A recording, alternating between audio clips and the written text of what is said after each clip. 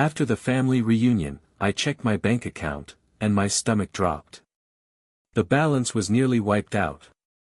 My brother-in-law gave this smug little snort and said, "We needed it more than you." My hands shook as I grabbed my bag. I looked him dead in the eye and said, "Then I hope you're ready for what's coming." They laughed, thinking it was a joke. Eric was leaning against the fridge, sipping a beer like he owned the place. That same annoying smirk on his face. "Seriously?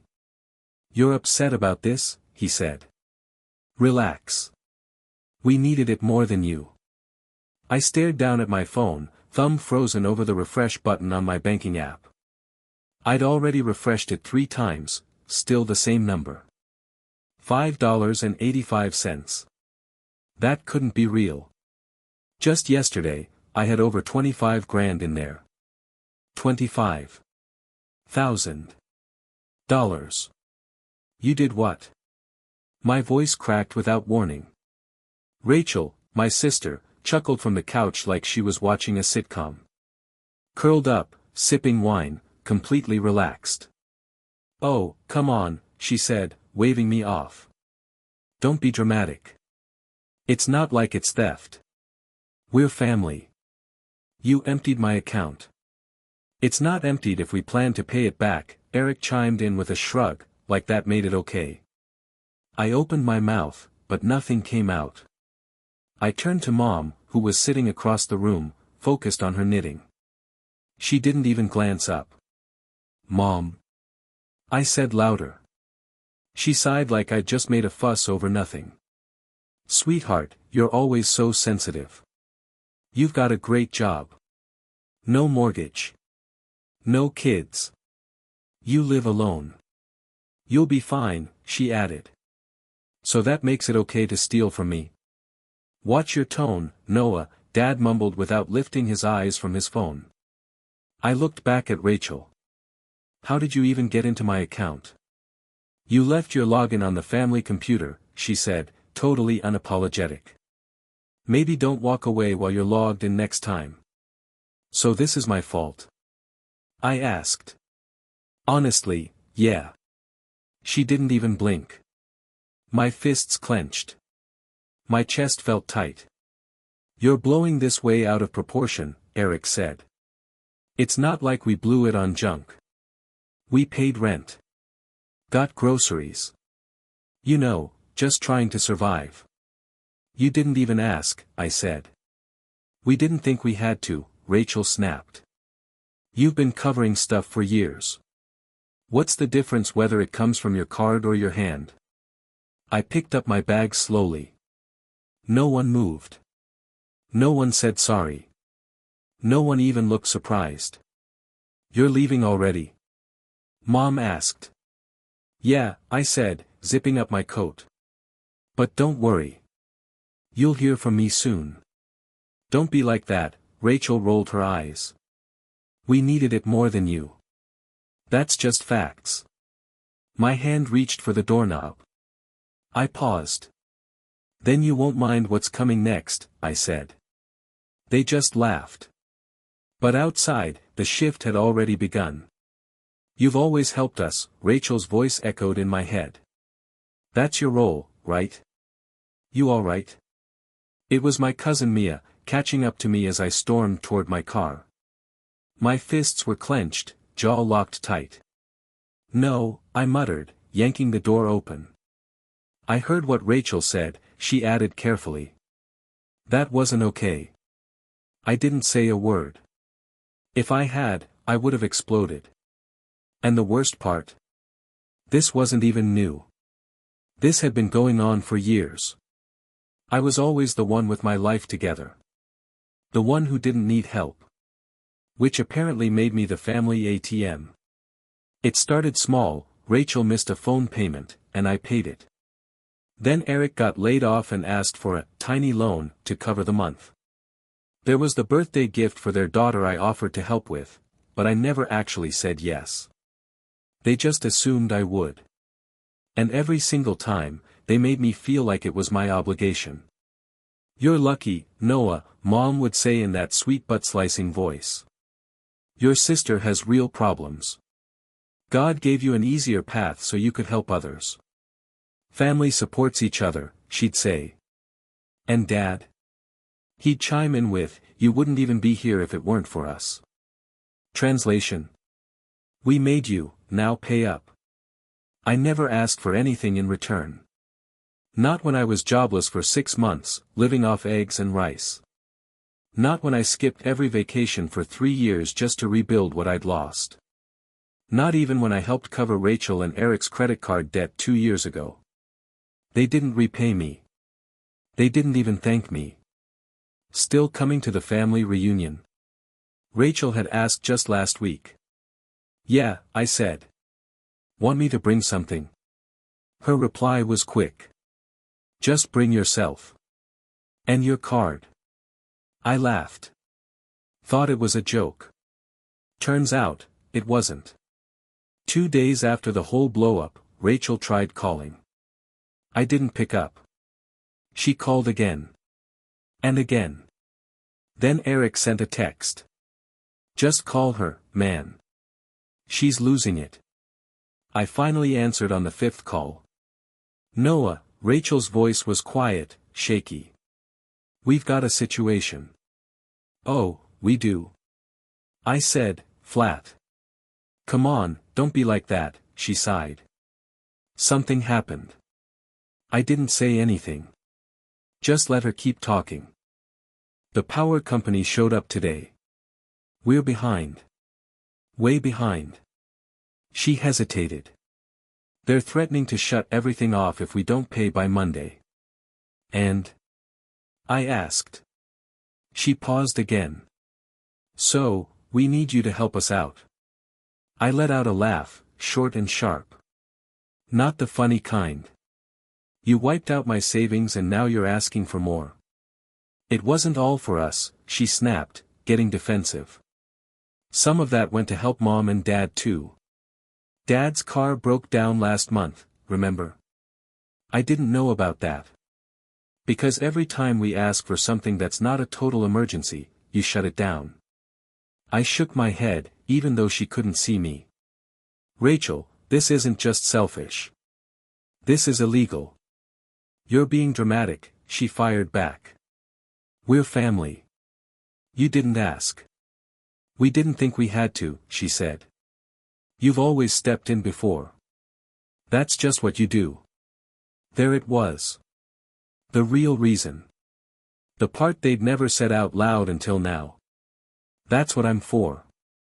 That night, I couldn't sleep. I laid there, staring at the ceiling, replaying the last 5 years in my mind like a highlight reel I never asked for. Every favor. Every small transfer. Every time Mom would look at me and say, "You're the strong one." Every eye roll Rachel gave me the second I even hesitated. They never really saw me. Not as a person. Not as a son. Not as a brother. Just as the guy who always had money when they didn't. 3 days later, Mom called. We need to talk, she said. No, how are you? No, how's work? Not even a mention of the missing money. We're doing a family dinner. Just us. Come by tonight. My stomach sank. What's this really about? Noah, she said, her voice low and guiltless, you've caused a lot of tension in the family. Me. I caused the tension. Still, I went. A part of me wanted some kind of explanation. The rest just wanted to see if they'd even try to act remorseful. They didn't. When I walked in, Rachel was already there, arms folded tight. Eric sat next to her, bored out of his mind. Mom was clattering around in the kitchen. Dad was at the table flipping through the mail like nothing had happened. So, Rachel said the second I sat down, are we gonna have a grown-up conversation or what? That depends, I replied. You planning to admit to felony theft? She scoffed and rolled her eyes. Oh my God, you're so dramatic.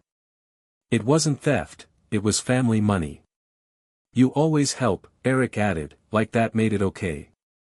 We were struggling. You're doing fine. You think that justifies it? I asked. I never said you could take it.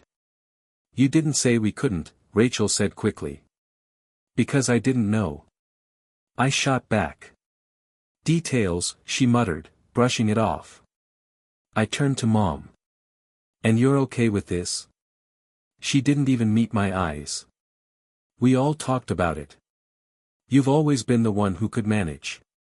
You're strong. No one even thought to ask, I said. We trusted you, Dad chimed in. To do what was right. I stood up, my hands shaking. And what's right? Letting you all rob me blind and smile while you do it? Stop saying that, Rachel snapped. It wasn't robbery. It was for the family. Then I'm sure you won't mind when the family deals with the fallout. What does that mean? Eric narrowed his eyes, suddenly interested. I didn't respond. Not yet. They didn't get to play the victims now. When I stepped back into the house later that evening, everyone was already there. Mom was fussing with the plates like the sound of dishes could drown out the tension. Dad flipped through the channels, pretending it was just another Thursday. Rachel stood stiff by the window, arms crossed and jaw clenched. Eric lounged at the table like he was getting ready for a poker night. Not like he'd just helped wipe out his brother-in-law's entire savings. Well, look who decided to show up, Rachel said, all snark. I dropped my bag near the door and didn't answer. Let's just get this over with, I muttered. Good, Eric grinned. Maybe now we can stop acting like you were mugged. I was mugged, I said, sitting down. Just by people I trusted. That was the signal. Mom cleared her throat. Noah, we know you're upset. But you have to understand, we were desperate. We didn't have a choice, she continued. Rachel and Eric were sinking fast, Dad added. And you've always been the one with your feet on the ground. We figured you'd come through, Mom said. You didn't ask, I said, my voice like ice. You took. That's not support. That's stealing. Rachel let out a loud sigh and rolled her eyes again. God, you're so dramatic, Rachel scoffed. It's not like we blew the money on junk. We spent it on things that actually mattered. Really? I said, pulling a folded printout from my bag. I slapped it onto the table. $72 on makeup. $900 on takeout. And, my personal favorite, $2, $300 straight into your car loan. Eric's face tightened as he leaned forward. You went through our accounts. Oh, I didn't just look, I said. I went deep. I opened my laptop, and the screen lit up with a detailed, color-coded spreadsheet. Every transaction. Every transfer. Every dime. All organized. All traceable. I pulled every record I could get my hands on, I said. Filed a report for fraud and identity theft. And guess what? They responded. Rachel's eyes went wide. You didn't. I did. You called the cops, she shrieked, eyes darting toward the door. I turned to Mom. Still think this is just some harmless family thing? This is insane, Dad snapped. You'd really throw your own sister in jail? No, I said calmly. She put herself in that position. Then came a loud knock. 3 hard pounds on the front door. Rachel went white. Eric stood so fast his chair scraped back. Mom gasped, clutching the counter. Dad froze in place. Open up, came a voice. Financial Crimes Unit. Knock. Knock. Knock. Eric turned to me, his voice low and desperate. Noah, tell me this isn't real. I walked to the door and opened it. 3 agents stepped inside, their jackets marked with big block letters. One held a clipboard. Another tapped on a tablet. The third gave the room a sweeping glance. You know a Blake? The one in front asked. Yeah. That's me. Thanks for cooperating. We'll take it from here. Mom's hand flew to her mouth. Rachel collapsed into a chair, her face drained of color. Eric didn't move, just stared. One of the agents turned toward them. You're listed as involved parties in an open investigation concerning financial fraud and identity theft. Identity theft? Mom cried out. He's our son. The agent didn't flinch. Being related doesn't make illegal actions legal, ma'am. We didn't steal anything. Rachel sobbed. We had a right.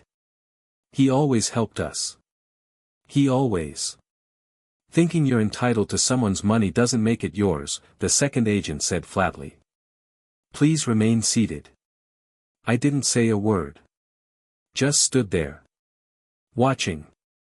And for the first time in my life, nobody interrupted me. Nobody made jokes. Nobody brushed me off.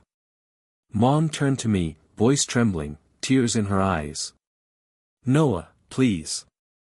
We weren't trying to hurt you. We were just desperate. You've always been the strong one, she whispered. You're the only one we could count on. I looked her straight in the eyes. Now you want to cry? After everything? She broke down, covering her face. Rachel opened her mouth, but nothing came out. Eric looked like he wanted to make a run for it, but stayed put under the agent's watchful stare. You want to talk about what family means? I said, stepping forward. It's about trust. About respect. About asking, not assuming. Not taking. And definitely not laughing while you drain me dry. No one said a word. I bent down, grabbed my bag from the floor, and turned to the lead agent. I'll be outside. And this time. Nobody stopped me. You're free now, Noah, the agent said. Don't go back. I stepped out into the cold air, and the door clicked shut behind me. No one chased after me. No one shouted my name. No guilt tripping. No shouting. No Rachel wailing, how could you? Just silence, and the crunch of gravel under tires as they led my family out, one by one. I didn't stay to watch. That night, I drove aimlessly. No destination. Just me, the dark road, and the buzzing phone beside me that I refused to touch. I passed shuttered diners, gas stations glowing under flickering lights. I didn't answer a single call.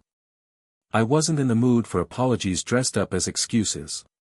By midnight, I found myself parked outside the only place that had ever truly felt safe, my grandma's old house. She'd been gone for years, but I still had the key. She once told me, if they ever turn on you, Noah, you come here. This door will always open for you. That night, it did. I slept for 11 straight hours. No guilt. No buzzing phone. No weight on my chest like when I used to stay near them. When I finally woke up, I made myself a cup of coffee in one of her old chipped mugs and stood at the window, watching the morning light stretch across the backyard, the same one she used to tend with her hands in the soil. For the first time in a long while, I could breathe. But the peace didn't last long. That afternoon, an email from Dad popped into my inbox. This has gone too far. You've humiliated the family. What happened to loyalty? I didn't reply. Then came a text from Rachel. I hope you're happy. They're freezing my accounts, Rachel texted. Eric's under investigation at work. You wrecked our lives, over a few payments. A few payments? Try tens of thousands of dollars. Try 5 years of quiet sacrifice while they pretended it was normal. Then came a voicemail from Mom. Her voice was low, shaky, like she'd been crying. You didn't have to do this, sweetheart. We could have worked it out. As a family. Noah, please, they're talking about charges. We might lose the house. That line stuck in my head. They might lose the house. And just like that, the anger faded. The bitterness vanished. I didn't feel anything anymore. Not because I'd forgiven them. But because I had already lost something much deeper, my home. That was gone long ago, back when they decided I was worth more to them as a bank account than as a son. 2 days later, a message came in from someone unexpected, Eric's brother. We'd barely exchanged 5 words our whole lives. But his message was short and clear. Just so you know, Rachel's trying to pin this on you. Says you okayed the transfers. There's a lawyer involved. Be careful. I almost laughed. Even now, with the house of cards collapsing, she was still trying to twist the story, still rewriting reality to suit her. That night, I called my lawyer. Send everything, I told him. We're not just filing charges anymore. I want a restraining order too. But not every message that reached me was laced with blame. A week later, an email came from Brooke, Eric's sister. We hadn't spoken in years. I just wanted to say, you were right. About all of it. About how they treated you. About how toxic it's gotten. I used to think you were cold. Now I think you were the only one brave enough to walk away. I stared at that message for a long time. Brave. No one in my family had ever called me that. Then one morning, my phone rang again, unknown number. I nearly sent it to voicemail, but something made me pick up. Noah. The voice was hoarse, small. It's Rachel. I said nothing. Just waited. I know I messed up, she said. Okay. I pushed too far. I didn't think it would end like this. Eric's been suspended. Mom cries all the time. Dad won't even talk to me. She paused. And you? Another pause. You always had the power to ruin everything. And now you have. I stayed quiet for a second. Then replied, calm and steady. I didn't ruin anything. I just stopped letting you walk all over me. There was silence on the other end. Then, can you stop now? Please. Drop the charges. I'll do anything. Just make it go away. I almost felt something. Almost. But then I remembered her voice at the reunion. We needed it more than you. I smiled, but not the happy kind. No, I said. You made this mess. Now you get to live in it. And I hung up. That night, I made dinner in peace. No interruptions. No guilt. I played one of my favorite albums from college. Sat on the porch with a warm mug of coffee. Watched the evening roll by in silence. For the first time in forever, nobody was asking me for anything. No cash. No favors. No emotional blackmail dressed as love. I wasn't their wallet anymore. I was just Noah. And that was enough. I'm not your ATM. I'm not your backup plan. I'm not your fixer. I'm done. Funny thing about peace, no one ever tells you how quiet it is. You expect fireworks. Maybe tears. Some grand, cinematic feeling. But for me, peace sounded like nothing. No phone buzzing. No guilt-ridden voicemails. No texts that start with, since you're the only one doing okay. Just silence. Beautiful, uninterrupted silence. It's been 3 months since that night. 3 months since agents walked into my parents' house and reality finally caught up with the fantasy they were living in. They say you can't choose your family. Maybe that's true. But you sure as hell can choose how much of yourself you're willing to lose just to keep them happy. And I was done losing. The fallout hit fast. Rachel and Eric tried damage control right away. Their lawyer emailed mine, offering to resolve things privately. No apology. No ownership. Just an attempt to sweep it all under the rug. I told my lawyer one thing. Let it burn. Then, a week later, I got a letter from Mom. 10 pages long. Her handwriting was still as tidy as I remembered, only now, the lines trembled in spots. The letter talked about how everything had spiraled. How they'd never meant to hurt me. She wrote that she hoped I could look past it, see the bigger picture. "We just assumed you'd always be there," she said. "That's what good sons do." That line hit harder than the rest. Because that was the truth underneath it all. Not we were wrong. Not you didn't deserve it. Just, you were supposed to keep giving and stay quiet. I didn't write back. Didn't call. And for the first time in my life, I didn't feel 1 ounce of guilt about it. Instead, I moved. New place. New state. New number. No more surprise pop-ins from Rachel. No more awkward guilt trips at my doorstep from Mom. Just peace. My boss noticed how focused I'd become and offered me a promotion. I didn't hesitate, I took it. It's amazing how much better you do at work when you're not secretly covering your sister's car loan or your mom's late electric bill every other month. I sleep through the night now. I eat real meals. I breathe deeper. Easier. Because I'm not dragging 4 people behind me who refuse to say thank you. Then one morning, a letter showed up, no return address. Inside was a check for $1,500.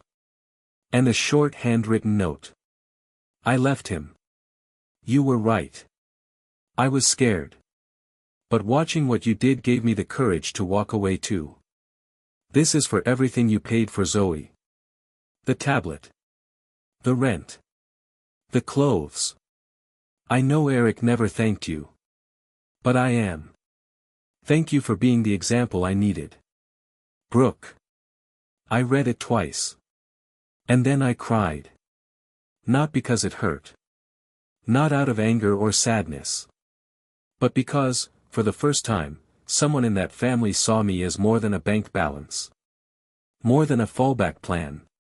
More than someone to lean on. She saw me as a person. People ask me now, "Do you regret it?" And my answer is simple. No. What I regret, is waiting so long.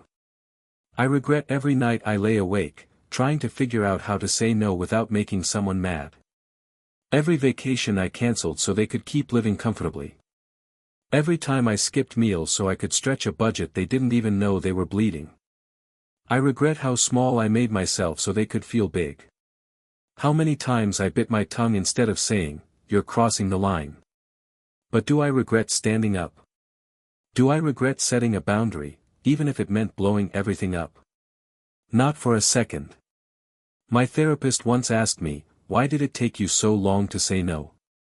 And I told her, because I thought saying no meant I didn't love them.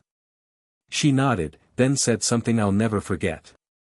Saying no is how you teach people to love you back. A few days ago, I ran into someone from high school. She said, "Hey, I saw all that stuff with your family. That's wild." I braced for judgment. Or pity. But then she smiled. "Good for you. Most people never get out." I thanked her. And I walked away just a little taller. Last I heard, Rachel and Eric are still under investigation. Eric lost his job. Rachel's bank accounts are frozen. Mom's trying to refinance the house, and Dad's blaming outside influences for tearing the family apart. They still don't get it. I didn't destroy anything. I just stopped pretending the pieces were still holding together. Every now and then, I get flashbacks. That night. That dinner table. Rachel laughing as I refreshed my account. Eric smirking like it was some harmless prank. Mom, waving it all off. "You don't need that money." But now. Now they know. That money wasn't just dollars and cents. It was my time. My energy. My health. My peace. It was my boundaries. And they crossed every single one like it didn't matter.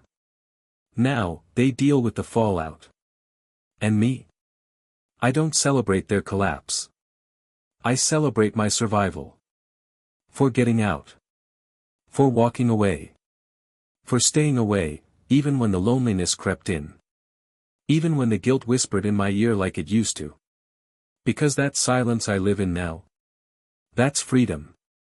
So if you're reading this, and you've always been the strong one, the responsible one, the dependable one, the good son or daughter who's expected to pay, expected to fix, expected to give without question.